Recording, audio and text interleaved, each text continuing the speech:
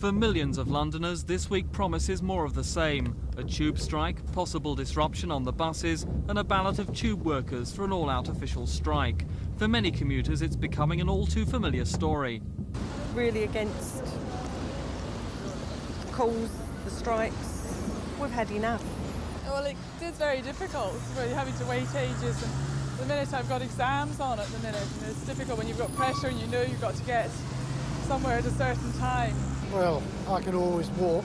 I have walked to Victoria. I think maybe if they did have the increase, then maybe more people would perhaps apply for the jobs and things would run more smoothly. But I know it will put out a lot of people though, you know, but as long as they've got a cause that's genuine, then it's fair enough, you know.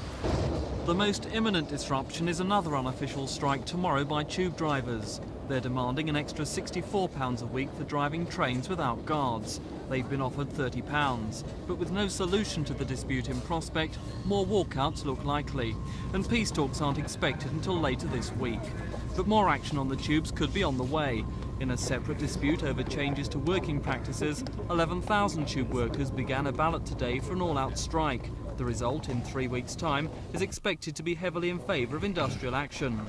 The news isn't any better about London's 350 red bus routes. London Buses drivers are demanding a 14% pay rise. The latest offer is 8%. But union representatives from bus garages are expected to reject it at a meeting tomorrow. Buses could be off the road on Thursday lunchtime for mass meetings, followed by a strike next week, probably on Wednesday. And if things aren't already bad enough, a strike on British Rail is still on the horizon.